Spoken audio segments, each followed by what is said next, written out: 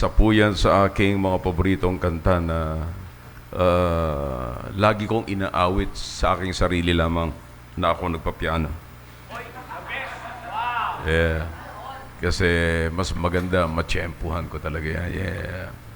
Ganda ng istorya mo yan, mga kapatid. Basta ang Panginoon talaga natataas sa awitin, napakaganda po. Alright? Shall we all stand please and turn your Bibles please in the book of 2 Chronicles. 2 Chronicles. Nag-blurred. Okay, 2 Chronicles chapter 32.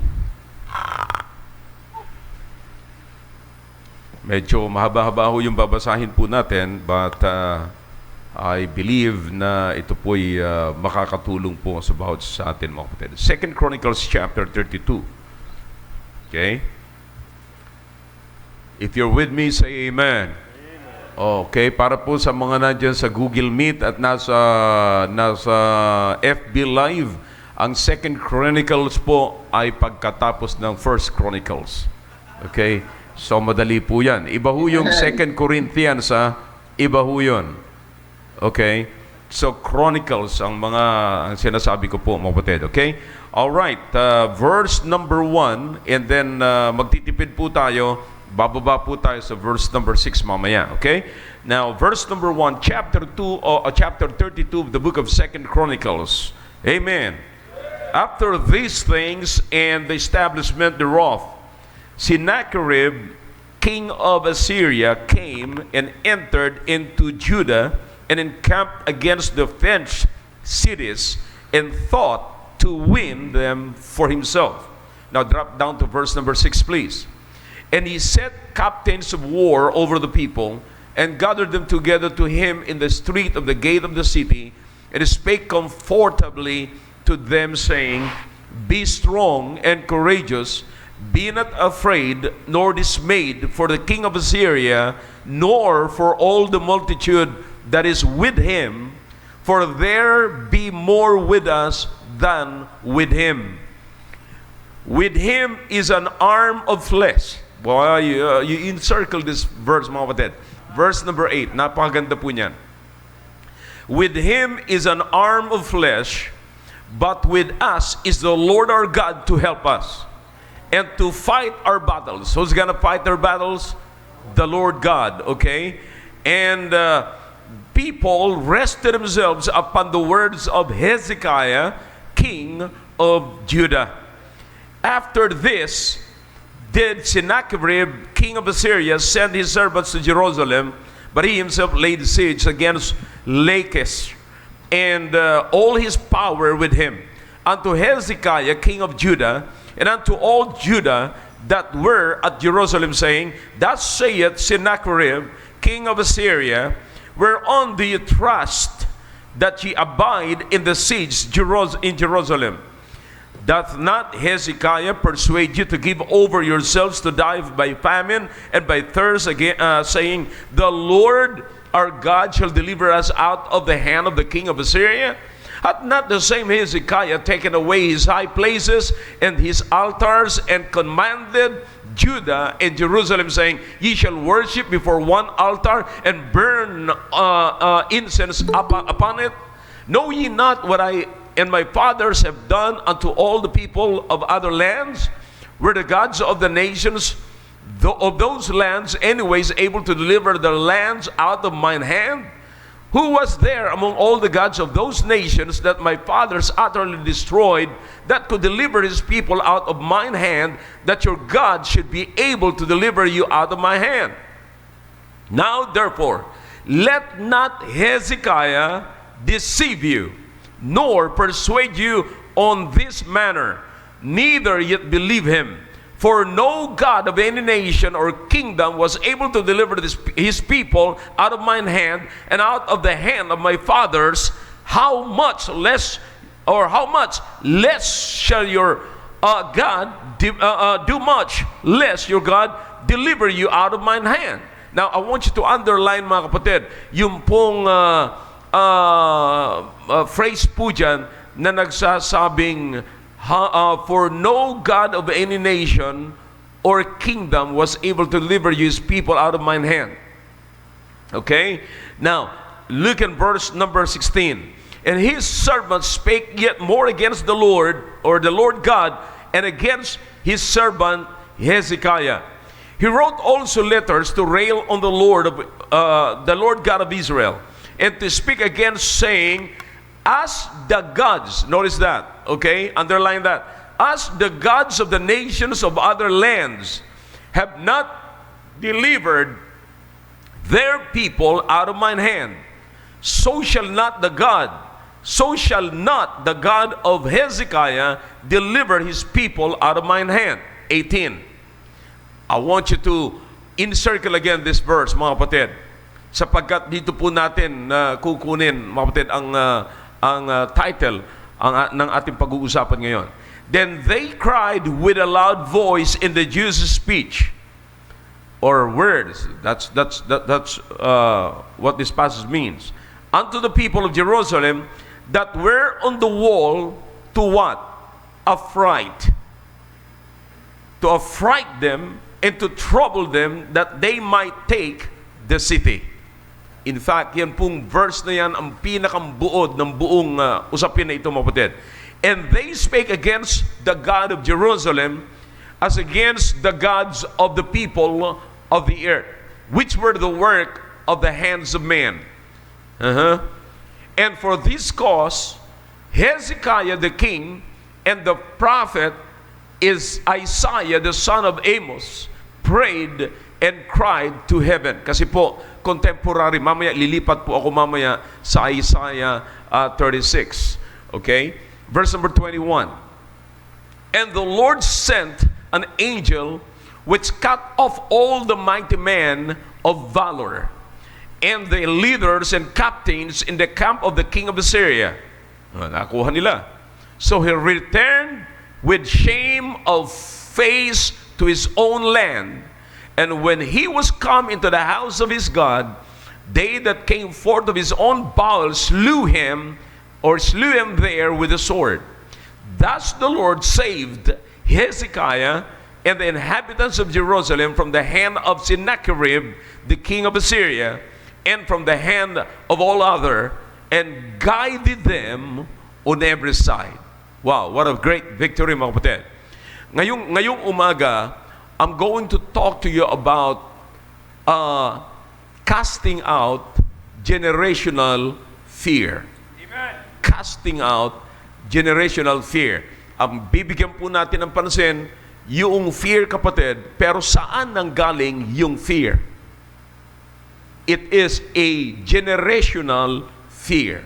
Okay? Paano natin ika-cast out po yan, mga kapatid? Alright? Now, pag-uusapan po natin yan sa umagang ito sapagkat karamihan po ngayon ng mga Kristiyano ay biktima po ng generational fear. Okay? Tayo po'y sadaling manalangin. Dakilang Diyos, marami pong salamat sa mga talata na binasa po namin. Pagpalain niyo po ang mga talatang ito. Pangunahan niyo po kami sa mga bagay na ito at kayo po ang siyang magbigay ng liwanag sa mensaheng ito, Panginoon, at magbukas ng puso't isipan ng inyong mga anak. Hayaan niyo po na ang salita pong ito ay manatili sa aming puso, sa aming isipan, upang hindi po kami kayang lukuhin at pabagsakin ng dyablo, Panginoon. At maraming mga Kristiyano po ngayon, ang hindi po nila nalalaman, ang taglay-taglay nilang pagkatakot ngayon ay pagkatakot na kanila pong minana pa sa kanilang mga magulang at sa kanilang ninunuan, Panginoon. Kaya po ngayong umaga, please, alisin niyo po ang pagkatakot na ito, maging maliwanag ang mensaheng ito upang ang anumang pumipigil sa amin sa paglilingkod namin sa inyo, Panginoon, ay maayos po namin at maging maliwanag ang mga daanan na ito para kami po'y makapaglingkod sa inyo, Panginoon, ng lubusan. Salamat po sa pagkakataong ito. Humihingi po kami ng pagpapatawad sa lahat ng aming kasalanan, paglilinis sa aming karumihan. Please, O God, make this message a blessing to your people. That is my intention. That's all I have. That's all I want for this message, O God, that I'm going to deliver to your people. In Jesus' name I pray. Amen. All right, thank you. You may be seated in the presence of our God. Okay? Ngayon, mga kapatid, makinig po tayo ng mabuti, no po, sapagkat napakahalaga po nito. Una, kaya ko po ito tinawag na generational generational fear, sapagkat ang salita pong generation ay yung henerasyon natin. Mga tao po yan na nanggaling sa ating pangninunuan, at bawat grupo ng tao lalabas. It might be by year or by tens of or 10 years after 10 years or hundreds of years, but yung generation, kapatid, ay nagpapalit-palit po yan. Kaya may tinatawag po tayo na next generation. Okay? Now, so meron po, again, kaya ko tinawag po itong fear, or bakit tinawag kong generational fear? Sapagkat ang kinatatakutan po natin ngayon ay yan pa rin pong kinatatakutan po noong araw. Kinatatakutan po yan ng mga ninuno po natin na isalin po sa atin ngayon. Alright? Is everybody listening? Okay, pakinggan yung mabuti sinasabi ko, mga kapatid. Napakahalaga po nito kasi ang hindi po natin alam, taglay-taglay. Could you imagine, kapatid, gaano nakatagal na nakatago sa puso mo, sa buhay mo, yung kinatatakutan mo ngayon? Gaano nakatagal yan? You see, and yet, kinatakutan na yan ng tatay mo, kinatakutan na yan ng nanay mo, kinatakutan na yan ng lolo mo. Ibig sabihin, hanggang ngayon, taglay-taglay mo pa yan. Paano po yan dumating? Mamaya pag-uusapan po natin yung presentation ng generational fear. Okay? But before that, pupunta po muna tayo rito at pag-uusapan po natin yung panahon na ito, mga kapatid, para maunawaan po natin. Because I don't want to make my own opinions here. I'm not going to give you my opinions, but I'm going to give you the Bible, the Word of God. Okay? Now, what I want you to look at this, to look first, is the presentation of the generational fear in this story. You see, now ito po ay istorya. This is the story of Hezekiah, the king of Judah, the son of Ahaz. Okay? Ahaz is the Ahaz king. Ahaz is the worst king na naghahari po sa Judah, mga kapatid. In fact, siya po ang anak niya, tandaan niyo po, si Hezekiah ay anak po ni King Ahaz. Then after the death of after the death of Ahaz, si Hezekiah po ang pumalit. At si Hezekiah ay nag-reign when he was 22 years old. And he reigned in Judah for 29 years. Could you imagine that? 25 years si Hezekiah. And then nag-reign po siya ng 29. But at the age of when he was in his 22nd year ng kanyang pagre-reign, and probably 701 BC. Diyan ho lumabas, mga kapatid, itong si Sennacherib. Pero kung pag-aaralan nyo, mga kapatid, itong si Ahaz, ito po yung nagpasimula, mga kapatid, nung siya po ay nagre-reign, nung siya po ay naghahari sa Judah, siya po ay nagtayo ng mga high places, mga altars, mga kapatid, ni Baal. Okay? Alam naman po natin si Baal, yung Baal worship na tinatawag, mga kapatid, is not of God, but that is of the devil. Okay? Siya po yung nag-set ng mga altars, naglagay po siya doon ng nag-burn siya ng incense doon sa mga altars. Of course, doon yung mga different gods, mga kapatid, na kinikilala po nila. In other words, niligaw po nitong si Ahaz, kanya pong inahas, yung mga Israelites, yung mga Hudyo. Okay? Hindi po siya nag-reign ng maayos. Hindi niya ginawa yung ginawa noong araw nila David, mga kapatid. Hindi niya sinunod. At makikita nyo po dyan, may mga contemporary po niya na passages, kapatid. That is in chapter 28 of the book of 2 Chronicles and also Isaiah 36. Okay? Now, listen. Makikita nyo po, mga kapatid, na talagang the worst yung leadership nitong si Ahaz, King Ahaz. Okay? But after the death of Ahaz, ang sumunod po ay si Hezekiah. At si Hezekiah ay nag-reign at ginawa niya po ang gustong mangyari ng Diyos. In other words, makikita po natin sa ng Biblia, and Hezekiah did that which was right in the sight of God. So Hezekiah came to clear up what his father, King Ahaz, messed up. Okay? So, makikita po natin, talagang binago niya ang lahat. Inilagay niya uli, isinet niya uli yung tabernacle, isinet niya po, mga kapatid, yung mga priest, inayos niya po yung mga tao. Inayos niya lahat. And then hanggang sa, sabi ng Biblia, talagang napakaganda ang kanyang leadership. Hanggang sa, may nakita ang Panginoon sa kanya na medyo na-pop up po yung kanyang pride. Okay? Na-pop up po siya. And so, ang nangyari po at the 22nd year ng kanya pong reign, mga kapatid, ay pumasok na po si Sennacherib. Okay? Na itong si Sennacherib, mga kapatid, ay may plano po siya na pasukin po yung Jerusalem. But Jerusalem that time is a fortified city. Okay? Ang ibig sabihin, walled city.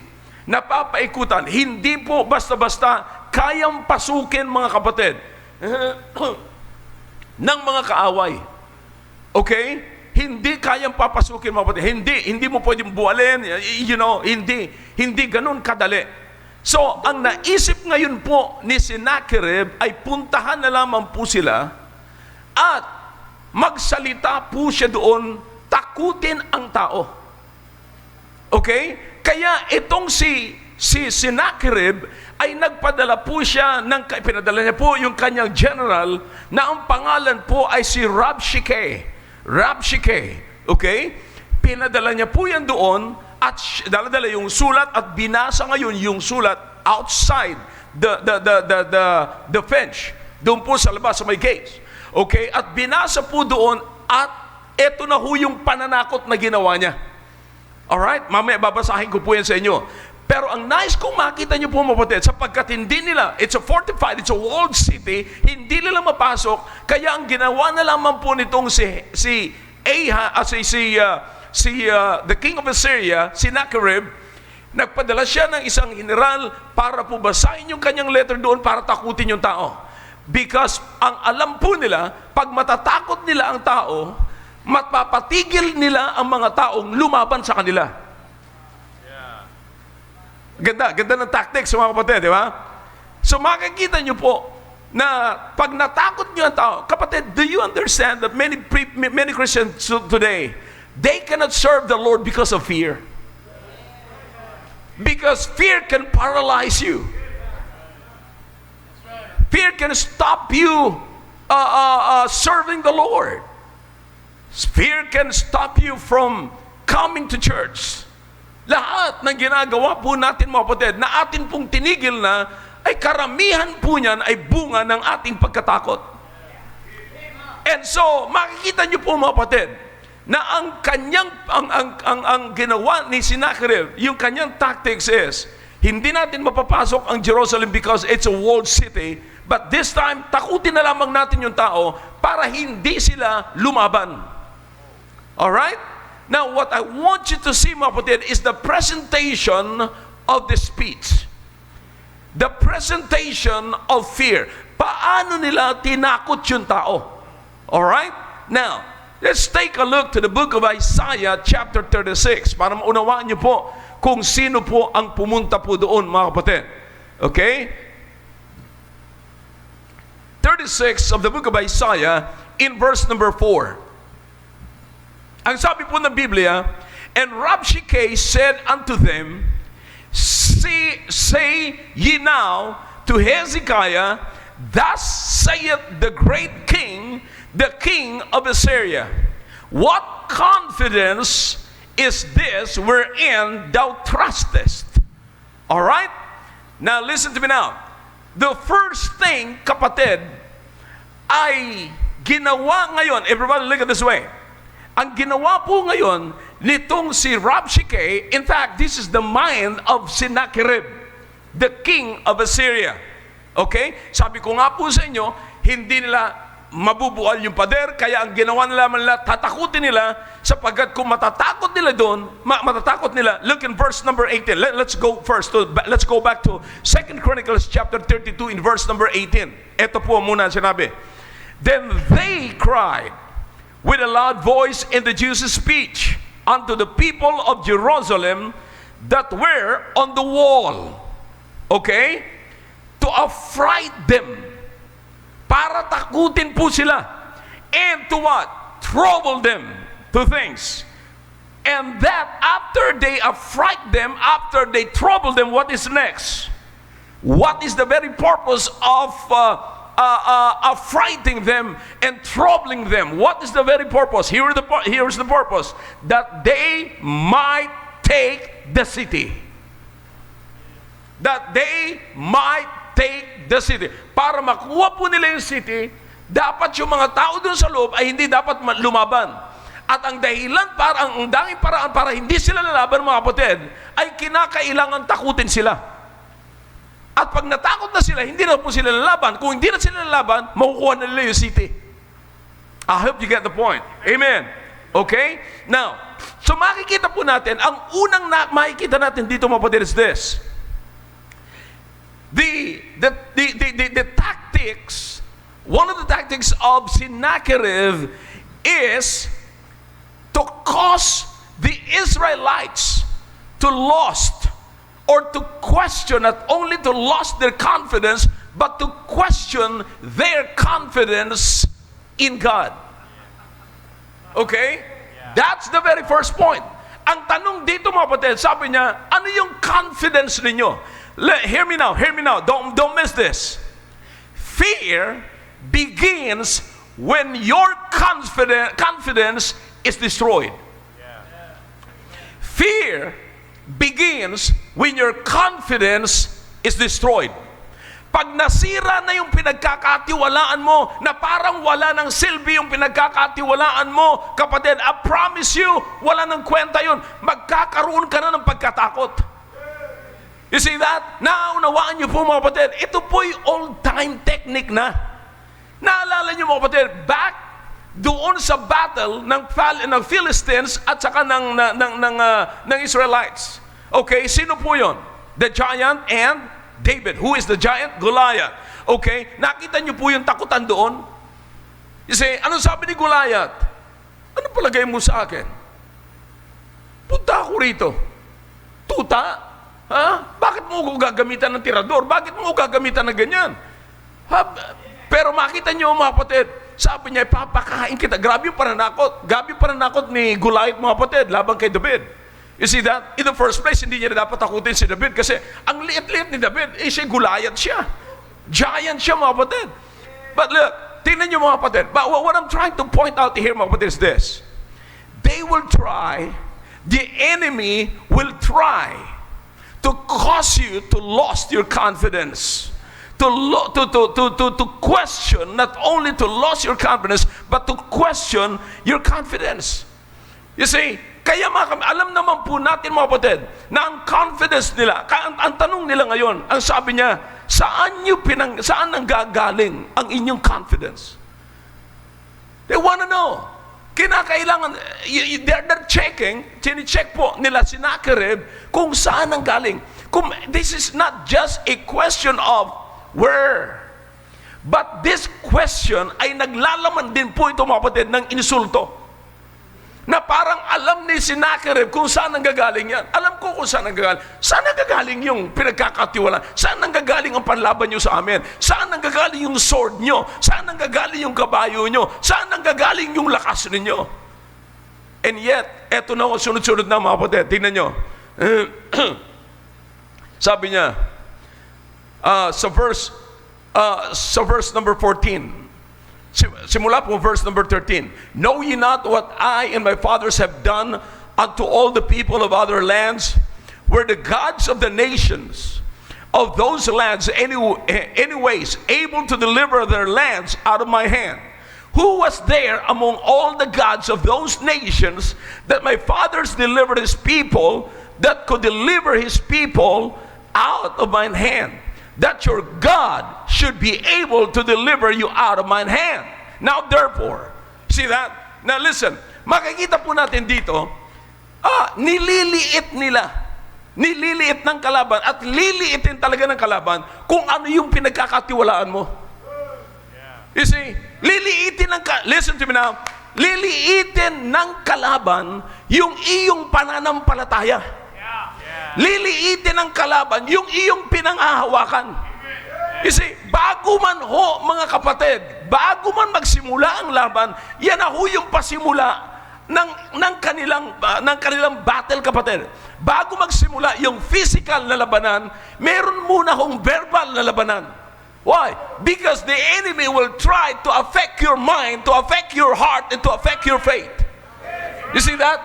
Because they want you to cause, to question, to doubt your faith in God. Your faith in God. Kaya ano po ang mangyari? Alright, listen. Kaya nga po napakahalaga po ito ang programa po natin ngayon. Ano yung programa natin ngayon? Pinalalakas natin, pinagtitibay natin ang pananampalataya natin sa Panginoon sa pamamagitan ng pagkakilala natin sa Kanya. It is very important, ladies and gentlemen, to understand and to know kung saan nakasalalay ang iyong lakas, kung saan nakasalalay ang iyong pagtitiwala, kung saan nakasalalay ang lahat ng buhay mo, kung kanino mo pinagkakatiwala.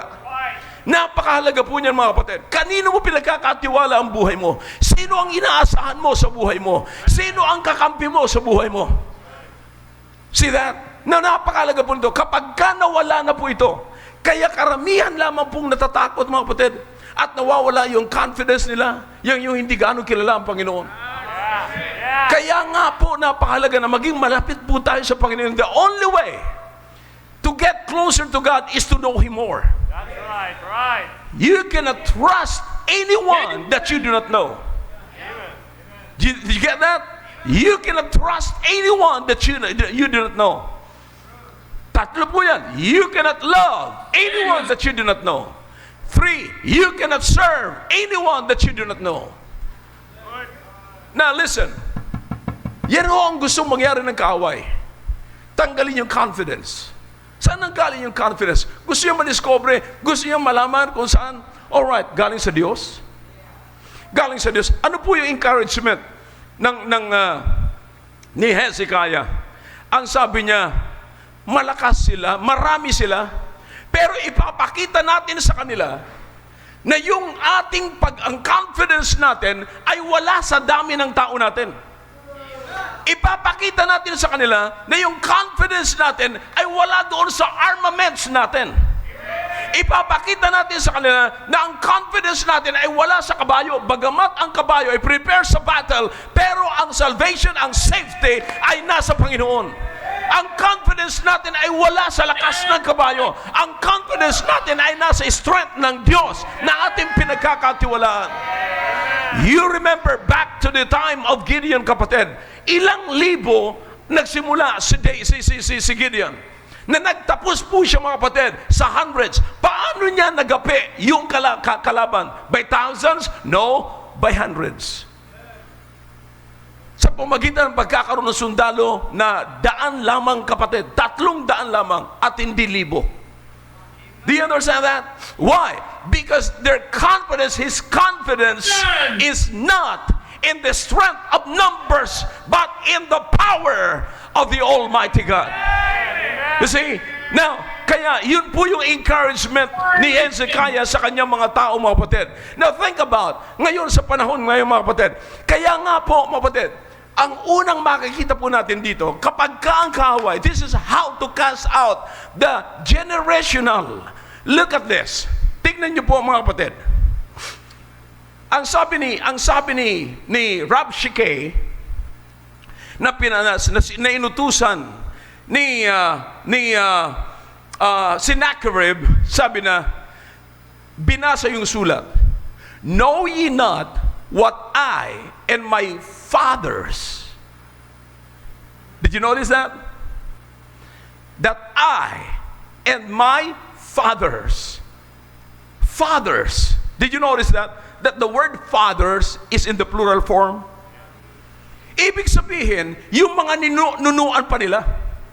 Ipinipresent ngayon ni Rabshakeh na yung sulat, na yung speech na galing kay Sennacherib kung ano ang kanilang ginawa noong araw pa man. Ito yung ginawa ng lolo ko at yung anak ng lolo ko at hanggang sa makarating sa tatay ko at hanggang sa makarating ngayon na ako ngayon ang hari ng Assyria. Okay? Meron bang nagtagumpay? Meron bang nakagapi sa kapangyarihan namin? Do you understand kung kanino pa yung fear, pananakot na ginagawa niya? Dala-dala pa ngayon ni Sennacherib na binabasa ngayon ni Rabshakeh yung pananakot na galing pa sa kanilang mga forefathers. Kapatid, tandaan po natin na meron din po tayong panlaban dyan. Anong sabi po ng Biblia? Many times in the Bible, God wants us to remember what He has done before. Oh man, I'm telling you, kung meron silang pinagmamalaking forefathers na magagaling mga kapatid, hindi yata nalaman ni Sennacherib na yung forefathers nila, including Pharaoh. And after Pharaoh, lahat ng mga pinagmamalaki ni Sennacherib ng mga forefathers niya ay nagapi ng Panginoon. Kapatid, walang nakasulat sa Biblia na forefathers na Sennacherib, ni Sennacherib mga kapatid, na naghati ng dagat. Wala ho mga kapatid na mga forefathers ni Sennacherib mga kapatid na nagpadala ng mana mula sa langit. Wala hong mga forefathers ni Sennacherib mga kapatid na nagpadala ng plagues katulad ng pinadala ng Diyos natin mga kapatid doon sa Egypt. Walang power na ang mga forefathers ni Sennacherib na nag-produce ng water out of the rock. But let me tell you something. The God that we are worshiping and serving right now is the same God who did miracles. I said miracles back in the time of Moses. Napakagrabe ang kanyang ginawa. So every time, kapatid, kung meron man po tayong generational fear na dadalhin sa atin dito, alam nyo, pananakot. Puro pananakot. Nanggaling pa sa, noong pa ginagawa na nila yan eh.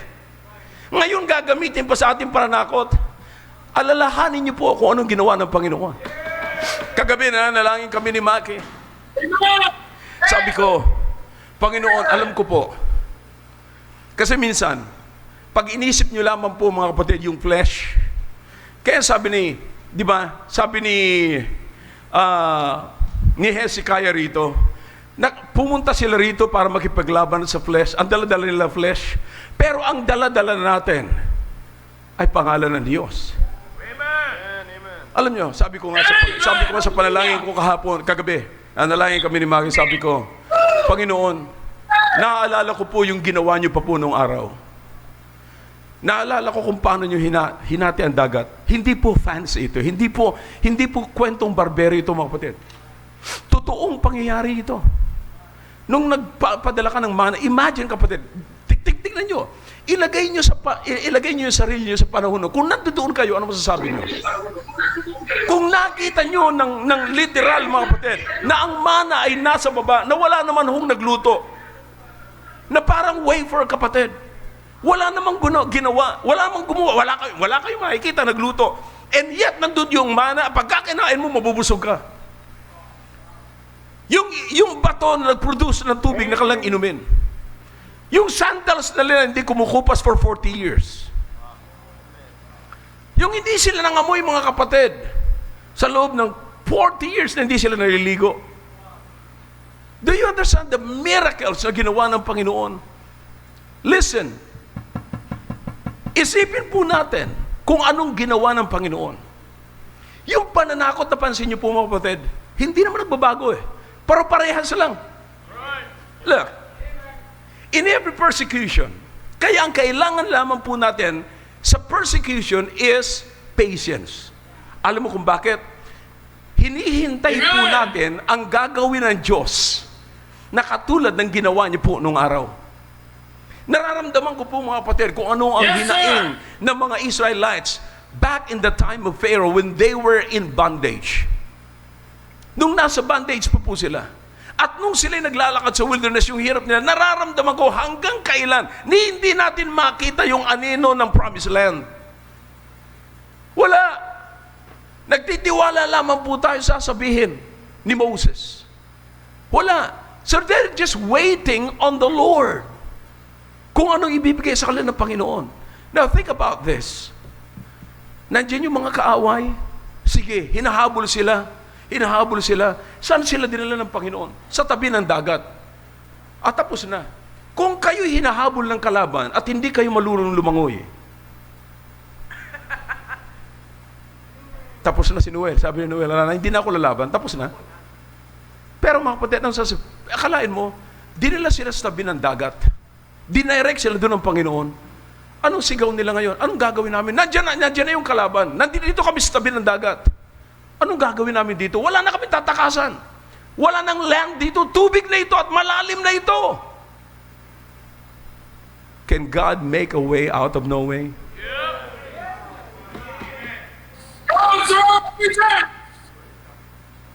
Is there anything na imposible po sa Panginoon? Remember, with God, nothing is what? Impossible. Nagulat sila nung hinati ng Diyos ang dagat at ang Diyos naglagay ng 8 lanes, highway, doon sa dagat. Kapatid, underway po yan, hindi po yun kapatid, skyway. Hindi pinatong yung way sa ibabaw ng tubig, kundi hinati niya yung dagat, kapatid. Now think about that. Now isipin niyo mga kapatid, tatakutin po tayo ng pananakot na ginamit na nila na noong araw pa ay ganyan ang pananakot nila. Now do you understand kung anong technique po ngayon ng mga kaaway ng persecution mo? Pag-aralan niyo na mabuti. Dito ngayon sa persecution nangyayari po sa atin. Saan nila natutunan yung kanilang pananakot na yan? Sa serbisyo. Kaya kayo mga nasa serbisyo, hindi kayo ignorante sa ginagawa nila ngayon. Dati na nilang ginagawa yan sa serbisyo eh. Kasi hindi kayo matakot. Gulatan lang ito mga kapatid eh. Tamo, pagka lumaban, ayaw namang lumabas. Come on, sir, Do you understand? But listen, hindi na ho tayo makikipaglaban kasi ang sabi ng Panginoon, sabi ni Hezekiah, the Lord will fight for our battles. Wow. He will fight for our battles. Siya na ang tatayo, kapatid. It's not ours. This is not our fight. This is not our battle, kapatid. This is God's battle. Now look, sabi ng kaaway, all right. Saan mo kinukuha? Saan nyo kinukuha yung confidence ninyo? Well, our confidence is in God. Bakit? We know who He was and who He is. And He is our refuge. He is our strength. So anong gusto mangyari ng Diyan? Look at this, mga kapatid. This is a generational fear. How do you cast it out? Paano natin ika-cast out yung ganung klaseng fear? Ang gusto mangyari nila, mawala yung confidence natin sa ating buhay. Sinong pinagkakatiwalaan po natin ngayon? Anong meron ka ngayon? Just imagine, kapatid, kung anong meron ka ngayon. Saan mo ibinibigay ang sarili mo? Saan mo ibinibigay ang time mo? Saan mo ibinibigay yung pera mo? Saan mo inilalagay yung iyong pagtitiwala? Do you understand that? Saan? Sino ang iyong confidence? Secondly, eto ngayon, ang gagawin ng kaaway. Alright? We're talking about, what I want you to see here is the presentation ng generational fear. Pinipresent ni Rabshakeh. Okay? The second one, kapatid, is this. He will cause you to believe that your faith is your fault. Your faith is your fault. Listen now, para hindi kayo malito mga kapatid. Dalawa ito mga kapatid. Faith, F-A-I-T-H. And the other one is F-A-T-E. Alright? Of course, kung ano yung pinagkakatiwalaan mo, kung ano yung pinananampalatayanan mo, yan yung iyong destiny. Yan yung iyong ginawa. Yan yung nangyari sa iyo. And sometimes, kapatid, ang diablo ipipresent or ang kalaban ipipresent niya kung ano yung naranasan natin, at yung naranasan natin, sasabihin niya doon sa sumusunod sa atin, na kapag ka nagtiwala, baka hindi mo kilala yung taong yan. Ito yung nangyari sa kanya. Bakit ka maniniwala sa kanya? Pag naniwala ka sa taong ganyan, of course, sisirain niya yung iyong reputation. At pag nasira na yung iyong reputation, wala ka ng business para sumunod sa isang taong sira ang reputation. Come on now. Did you get that? You see? So, yan ang pagkakamali ninyo. Pagka sumunod kayo sa isang tao na mali na ang reputation. Para, saan nyo makukuha mga kapatid? Look at this. Ang sabi niya sa verse number 12, eto na. Ang sabi niya, hath not the same Hezekiah taken away his high places and his altars, and commanded Judah and Jerusalem, saying, Ye shall worship before one altar, and burn incense upon it? Know ye not what I and my fathers have done unto all the people of other lands, where the gods of the nations of those lands anyways able to deliver their lands out of mine hand? Who was there among all the gods of those nations that my fathers utterly destroyed, that could deliver this people out of my hand, that your God should be able to deliver you out of mine hand? Now, therefore, this is it. Binigyan niya ng conclusion kung sino si Hezekiah. Alright? Now, therefore, let not Hezekiah what? What's the word? Deceive you, nor persuade you on this manner, neither yet believe him. For no God of any nation or kingdom was able to deliver his people out of my hand, and out of the hand of my fathers. How much less shall your God deliver you out of mine hand? Sumusunod kayo kay Hezekiah. Okay? Una, pinahina ng kalaban kung saan sila nagtitiwala. Ngayon, pinahihina ng kalaban kung kanino kayo sumusunod. Boy. That's right. Now, paano i-present, kapatid, yung generational fear? Same thing. Tingnan nyo. Eto si Hezekiah. Tingnan nyo kung pagkakamali niya. Kaya kayo ngayon nagsasuffer, kaya kayo ngayon mahina, sapagkat tignan nyo kung anong ginawa niya. Hindi niya nirespeto yung altars, mga Diyos-Diyosan. Ngayon, sino pang Diyos ang pwedeng lumaban at maging dahilan pwedeng mag-deliver sa inyo? Sino pa? Wala na.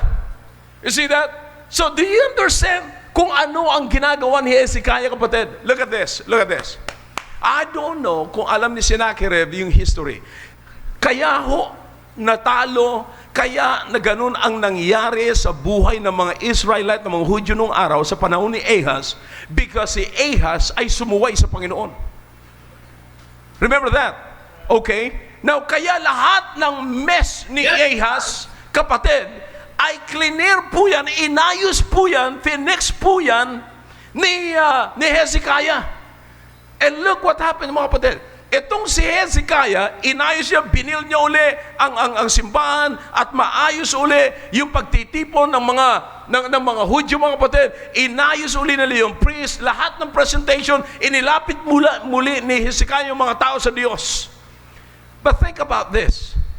Ang tinitignan, mga kapatid, ang tinitignan ng kaaway ay yung pagkakamali, kapatid, noong araw ni Hezekiah or nung mga Israelites. Noon uli, ang hindi alam ng kalaban ni Sennacherib ay inaayos na ni Hezekiah yung pagkakamali noong araw. Now listen to me now.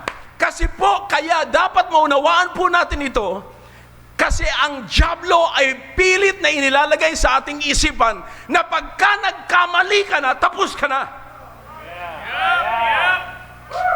Yes, sir. Yeah.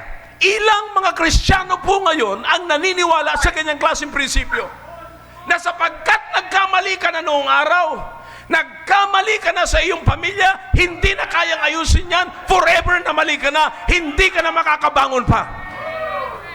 Yan ho ang napakarami. Nagkamali ka sa isang bagay, para bang hanggang dyan ka na lang sa pagkakamali at ikukunti na ka na hanggang dyan ka na lang, hanggang dyan ka na lang. Pinabayaan ka na ng Diyos. Hindi mo na makakasama ang Diyos. Tandaan po natin mga kapatid, hindi lahat ng righteousness ng tao ay assurance ng presensya ng Diyos. That's right. Your righteousness is not the prerequisite of the presence of God. God has a promise that I will be with you. In fact, His promise is, I will go before you. When you go to the battle, I'll go before you, because before you go there, I was there. Wow. Amen. Praise the Lord. Amen. Now, do you understand that? Ang paniwala po ng tao, pinipilit po tayong paniwalain na pagka nagkamali ka na, tapos ka na. Pag nagkamali ka na, hanggang dyan ka na lang. Pag nagkamali ka na, hindi mo na kayang ayusin yan. No, sir. No, sir. No, sir. Tandaan niyo po ito. Kung nakasama po natin ang Panginoon at hindi tayo pinabayaan ng Panginoon nung tayo'y nasa kahinaan at tayo'y nagkakasala, mga kapatid, at binabangon tayo ng Panginoon, how much more nung inaayos na natin ang ating buhay, saka ba tayo iiwanan ng Diyos? No way. No way. God kept me when I was in my lowest moment in my life. And listen, nung ako'y babangon ng mga kapatid, kanino nakuha ng kalaban ang idea na pinabandonan ka na ng Panginoon? Ngayong ikaw na inaayos mo ang buhay mo.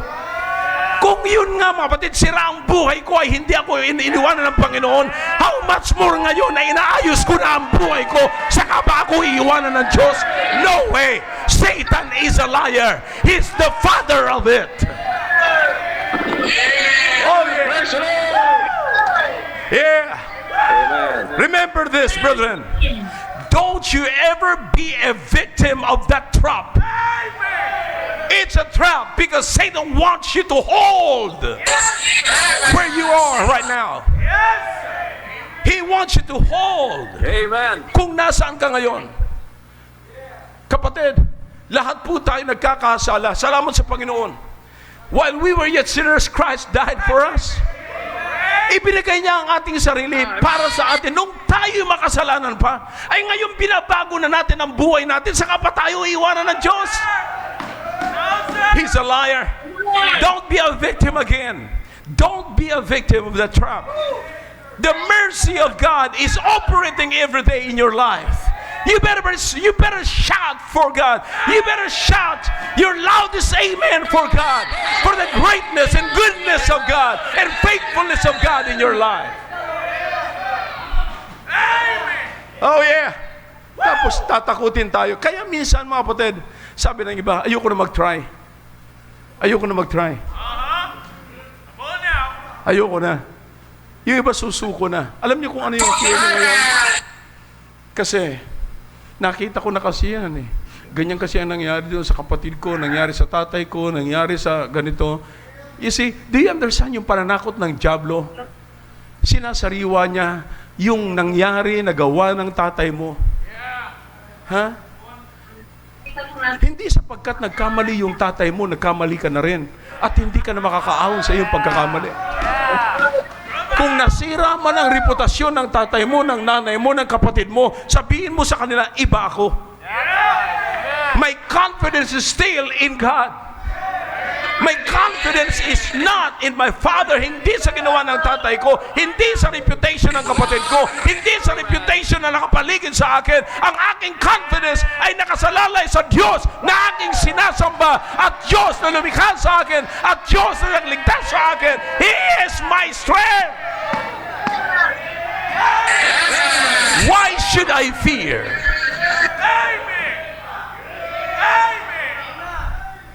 Though I walk, David said, in the valley of the shadow of death, I will fear. No, no, no, never, never fear. Son, say evil. Why? Because the God who was before me is still with me.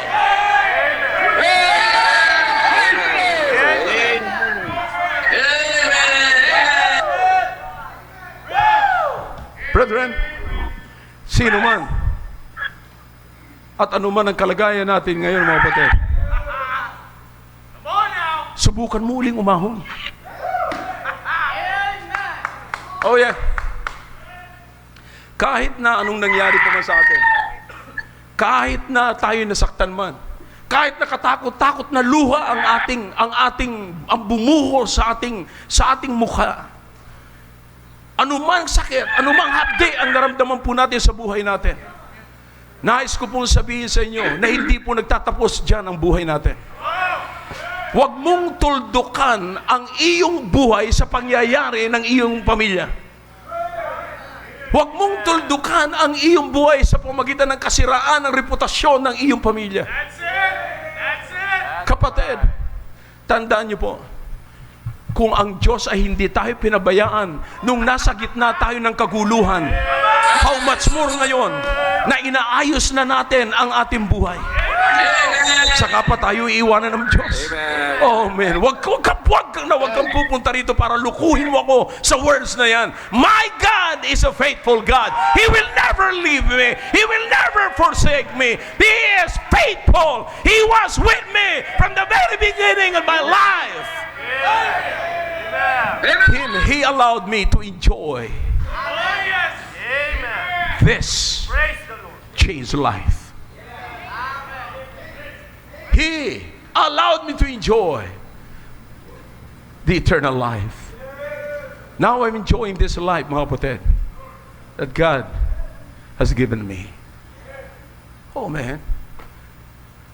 Imagine, kapatid, ng isang babae, isang lalaki, na nawalan, na ngayon ay namumuhay sa takot. No joy, no hope, no peace. Do you understand what I'm saying?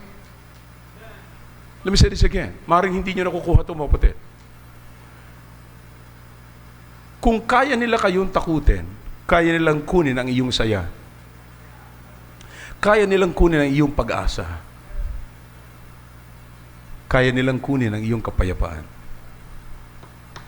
Therefore, if you live in fear, there's no joy, no peace, Yep. no hope. But listen to me now. Remember, kapag ka dumating po dyan, kapatid, kaya sabi ko sa inyo, ang nakakalungkot ngayon, yung takot mo na yan, nasa imahinasyon mo. Nanatili yan dyan sa imagination mo. Nanatili yan dyan sa iyong pag-iisip. Nanatili yan dyan sa mga, yung ating pagkatakot, dalahuyan ng mga balita. At pag narinig na po natin yung pagkatakot na yan, yung balita na yan, maaalala natin yung mga nangyari noon pa. Therefore, it's a generational fear. Pero kapatid, ang nakakalungkot nito, naaalala mo yung nangyari noong pang masama, pero hindi mo naaalala yung ginawa ng Diyos sa buhay mo. Listen where you are now. Nasaan ka na ngayon? Alright? Lastly, the enemy will not only cause you to doubt your confidence, to question your confidence, the enemy also will cause you to believe that your faith is your fault. Yan ang pagkakamali mo. See, sometimes marami ho tayo yung mga nangyari na yon, yung mga nangyari gagamitin ng dyablo para lamang manatiling takot tayo. Again, kapag ka ikay natakot, mawawala yung joy mo, mawawala yung hope mo. They can steal your joy, they can steal your hope, they can steal your peace. Lastly,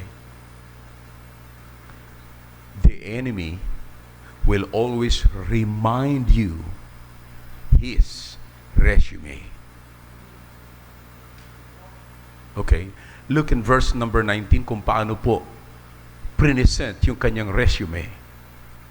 Hindi mo ba ako kilala? Wala pang nananalo sa akin. Ha? Ako si ganito. Ako si Kernel ganito. Ako si general na ganito. Lahat na ng kanyang resume. Minsan may sasabihin pa kung ano-ano.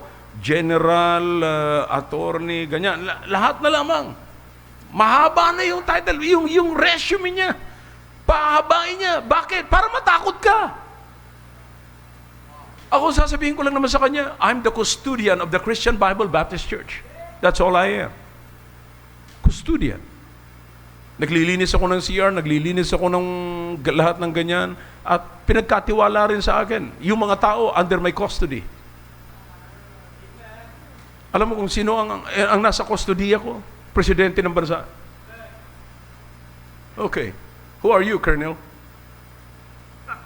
Who do you think you are? All right, come on now. The great man ng bansang ito is under my custody. Bakit? Sapagkat ako ako ang pinadala ng Diyos para sa bansang ito. Nandito lang tayo, particularly mga kapatid, sa Taguig, mga kapatid. But yung message natin, alam po natin ngayon kung saan nakakarating. Now, do you understand kung anong klaseng trabaho? But you know what? The enemy will always present his resume para takutin tayo. Yep. But listen, whoever they are, brethren, sabi ni Hezekiah sa kanila, all right, pumunta sila rito, ang dala nila is flesh. Tayo, ang possession natin ay ang Panginoong Diyos. Sila yung flesh lamang, kapatid. I don't care kung ano ang title mo sa ibabaw ng lupang ito. What I have now, pag may nagsabi, all right, I am attorney so-and-so and I'm general so-and-so, lahat na ng titles sa kanya. And you are? What? Iyan kung anong meron ka sa dibdib. Pero alam mo ba kung anong meron ako sa aking puso? Alam mo ba kung anong meron ako sa aking katawan? This body is the what? Come on now, talk to me if you can. This is the temple of the Holy Spirit. This is the temple of God. Do you understand? Kung anong meron ako, wag mo kong pagmalakihan kung anong meron ka. Why? Here is the promise. I'm always with you. Did you notice that? Pagka tinanggal niya ang confidence, pag pinilit ng kalaban na tanggalin ang confidence natin, kapatid, remember what God has done before. Pangalawa, pag pinipilit niya na wala ka ng pag-asa, wala ka ng, saan ka pa papatutungo, wala ka ng pupuntahan, wala nang mangyayari sa buhay mo. Now, listen to me now. Ano ang alalahanin mo? God is always before me. Nauuna sa akin ng Panginoon. Why should I fear? Bakit ako matatakot? Meron akong Diyos na nauna sa akin. Pangatlo, kapatid, pag pinakitaan mo ko ng galing mo, and you think because you are the general, you are colonel, you are the lawyer, you are honorable, you are so and so, you think you can win? Alam niyo ba mga kapatid, kaya sila nagpipresent mga kapatid ng kanilang mga titles? Kasi nag-a-assume na sila'y magwi-win. Na sila'y mananalo, na sila'y magagape, na sila'y mas mataas kaysa iba. Do you understand? That's always the case, mga kapatid. Kaya nga, yan ang presentation nila. Para igalang mo sila, at pag ginalang mo sila, pag tinawag mo sila ng sir, kaya sabi ko nga po sa inyo, mga kapatid, yung ating humility ay napapagkalmalan nila na inferiority. Humility is not inferiority. Humility ay nagpapahayag po yan na sa tamang pag-iisip ka. Ang taong mayabang, mga kapatid, wala sa tamang pag-iisip. Uulitin ko po, ang isang taong mayabang ay wala sa tamang pag-iisip. Ilagay nyo yan sa inyong Facebook. Come on, tweet it now. Yeah. Facebook nyo na yan at Instagram nyo na yan, i-tweet nyo na yan. Ang taong mayabang ay wala sa tamang pag-iisip. Now, do you understand? Ang taong ito'y nag-iisip siya, iniisip niya na sapagkat meron siyang title na ganito, na sapagkat nanalo siya noong araw kay Ahaz, King Ahaz, pwede na siyang manalo kay Hezekiah. Look, Hezekiah said, oh yeah, nagkapi niyo yung tatay ko. Yung tatay ko ginawa niyong ganito. Napagawa niyo siya ng altar. Nagset siya ng mga incense of different altars. Nag-worship siya ng gods. But listen, not in my term. Not in my term. Anong ginawa niya? Giniba niya ang lahat ng tinayo ng tatay niya at inayos niya ang lahat ng sinira ng tatay niya at muli niyang itinayo ang Israel na may pagkatakot sa Diyos at may kinikilalang Diyos at pinagpala po sila ng Diyos. Oh, yeah. I'm done. Amen. I'm done. Again, Hezekiah came to clean up what his father King Ahaz messed up. All right? Now listen to me now.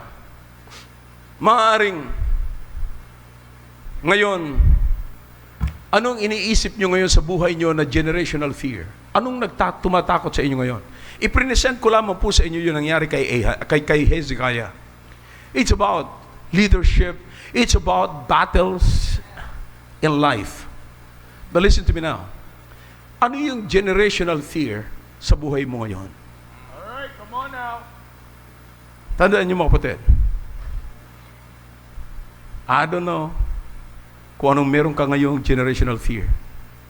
Pero ang nakita ko po, laging may opposition pagka gumawa ka ng tama in every leadership, good leadership. Amen. That's right. Let me say this within the context. In every Hezekiah, there is Sennacherib. Right. Now listen to me now. Ano yung generational fear mo ngayon? Maaaring yan yung cancer na nasa katawan mo ngayon na sinasabi mong minana mo pa yan sa lolo mo.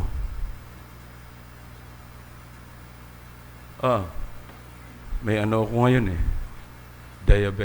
Diabetes eh. Kasi lahi namin yan eh. High blood ako kasi sa aming pamilya talaga, high blood din kami. Nag-fail, may palpitation ako, may problema ako sa puso.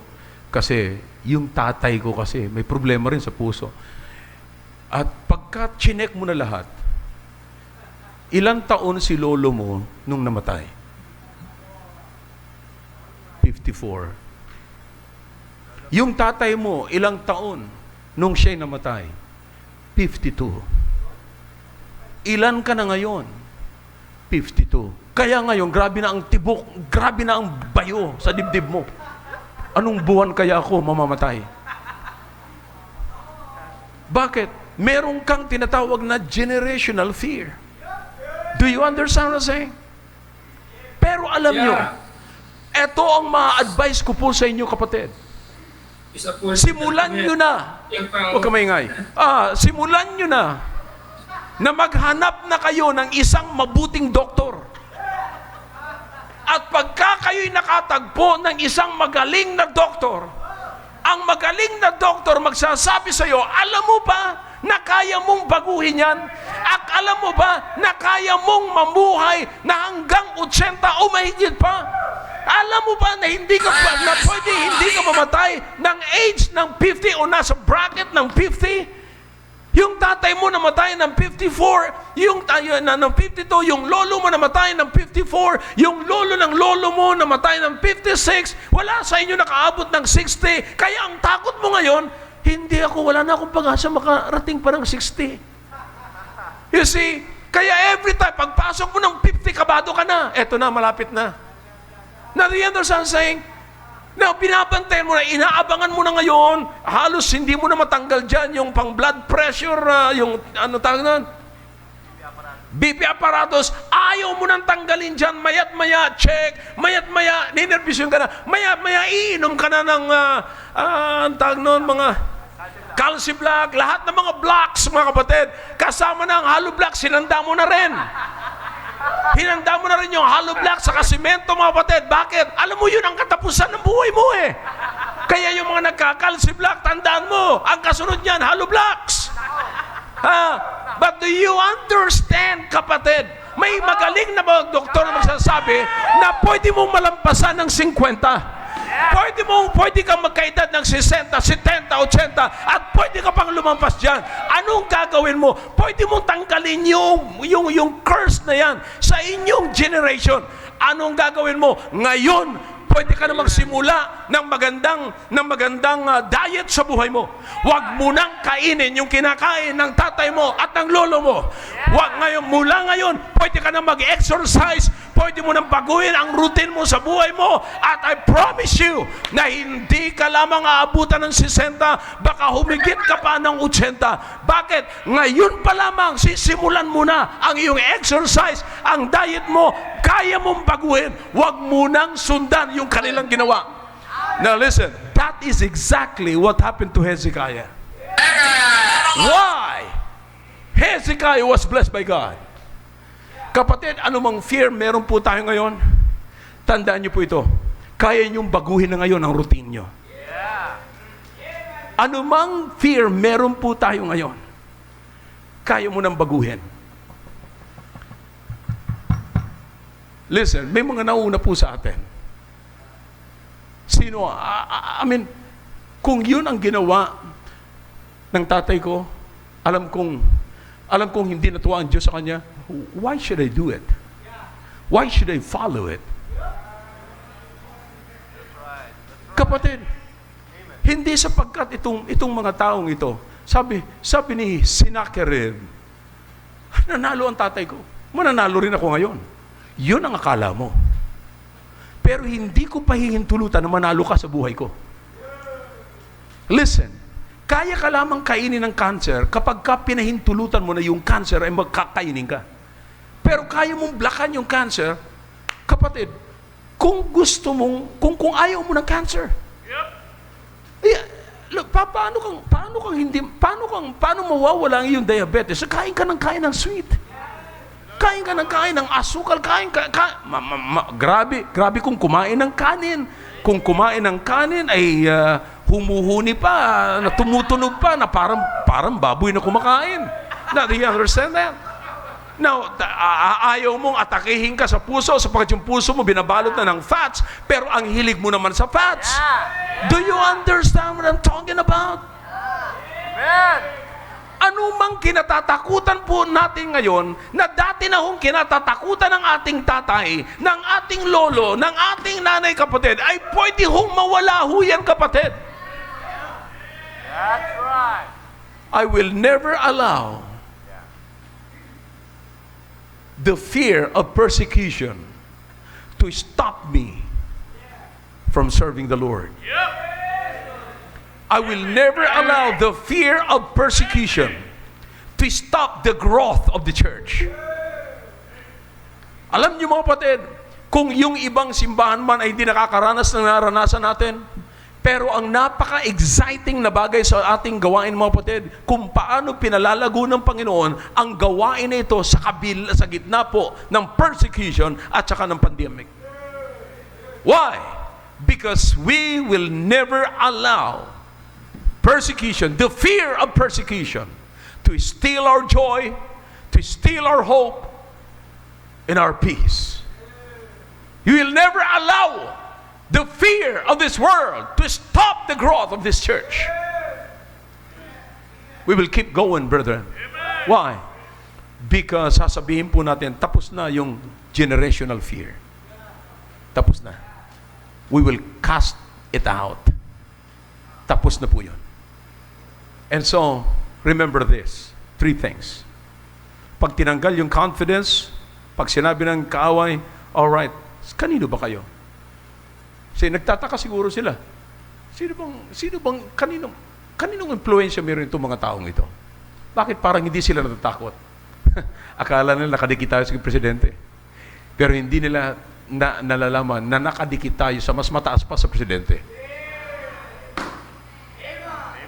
Bakit? Sapagkat kilala na po natin ang ating Diyos. Mga kapatid, inuulit ko po, huwag niyong pababayaan yung inyong time, family time with God. Because it will bring you closer to God. You will know Him more. At pagkakilala mo siya ng lubusan, kapatid, that will cast out your generational fear. Why? Because remember those three things. God said, remember what I have done. Secondly, remember that I'll go before you. Third, remember that I will always be with you. Saan man pumatak dyan sa tatlong present na yan na sinakiriv, ano mang gusto niyang mangyari mga kapatid, i-present niyo rin yung tatlong ito. Hindi ako maniniwala sa kasinungalingan mo, kundi ang paniniwalaan ko, yung nakita ko na ginawa ng Diyos sa buhay ko. Ano yung ginawa ng Diyos? Nakita ko ang Diyos in my past. Nakita ko ang Diyos noong ako'y nasa trouble, nagmagulo ang aking buhay, at ngayong inaayos ko na ang buhay, inaayos ko na ang aking buhay, nagtitiwala ako na hindi ako iiwanan ng Diyos. Yeah. Amen. Why? Because my God, whom I'm serving right now, is a great, omniscient, omnipotent, omnipresent God that will never leave me nor forsake me. I hope the message is clear this morning, brethren. Remember, casting out generational fear. Anong generational fear meron kayo ngayon? Anong nagbabother sa inyo ngayon? You see? Ngayon, lalong-lalo may nakikita kayong mga kapatid ngayon sa alaman or kamag-anakan or whatever, na nakikita nyo nagsasuffer ng kanilang ginawang kasalanan. Huwag niyong isipin na ganun din mangyayari sa inyo kung hindi nyo na pinahintulutan na mangyari sa inyo. If you will not allow it to happen to you, mga kapatid, it will never happen to you by the power of God. Remember, our confidence, kapatid, ay wala sa pera, wala sa nagagawa ng mga matataas na tao sa ibabaw ng lupang ito. Ang confidence natin, lalong-lalo na wala sa politicians. Ang confidence natin ay wala sa ating title. Ang confidence natin ay wala sa ating armaments. Ang confidence natin ay nasa Creator ng universe. Am I clear to you? Shall we all stand, please? Father, thank you for your words. Bless your people, O God. I have done my best, O God. That's all I can. Please, speak to the hearts of your people, and I hope this message encourage your people, oh God. Especially those who are living in fear. Marami ho. Ang nakakalungkot, may mga kapatiran na para bang naghihintay na lamang Panginoon ng kamatayan. Pero o Diyos, nawa po ang mensaheng ito ay nakatulong po sa kanila at naiahon po sila sa kalagayan Panginoon na sinasuffer po nila ang generational fear. Oh God, help us please. Speak to everyone this morning. Your heads are bowed, your eyes are closed. God is speaking to your hearts with a message. Then let's come to the altar. Let's come to the altar.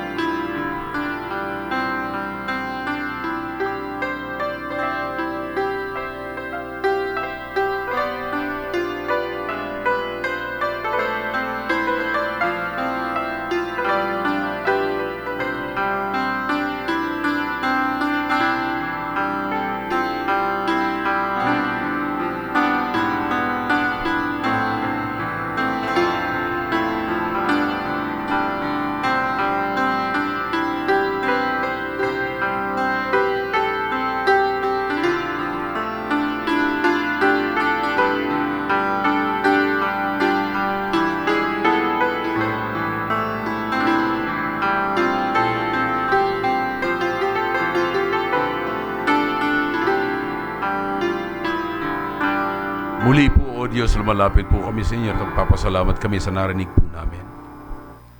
Napakarami pong bagay na nagbabother po sa aming isipan. Napakarami mga bagay, Panginoon, na amin pong nakita na noong araw pa man, na hanggang ngayon ay nagbabother po, na nagdudulot ng kawalan ng kapayapaan sa aming pamumuhay, O Diyos. Our past still bothering us. But, oh God, may this message, oh God, heal the pain, the memories. It will cast out the memories, oh God, that is continually bothering us.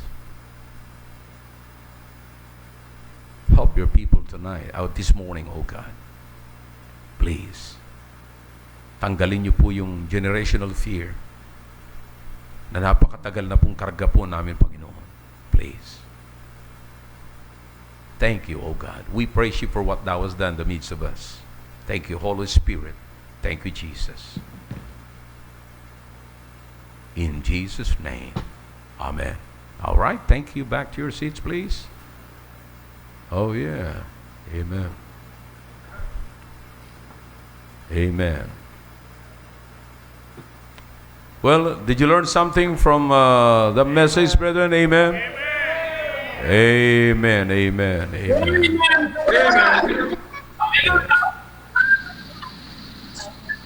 Amen. Amen. Well, ako po naniniwala na meron po tayong natutunan, magsisilbi pong encouragement sa ating mga kapatid, at tayo po ay magpapatuloy. Iiwanan po natin yan. Ibalik po natin. Balik po tayo sa kasiyahan natin. Balik po tayo sa ating pag-asa, mga kapatid. At balik po tayo sa ating kapayapaan. Huwag natin paintulutan na mamuhay tayo na walang kapayapaan.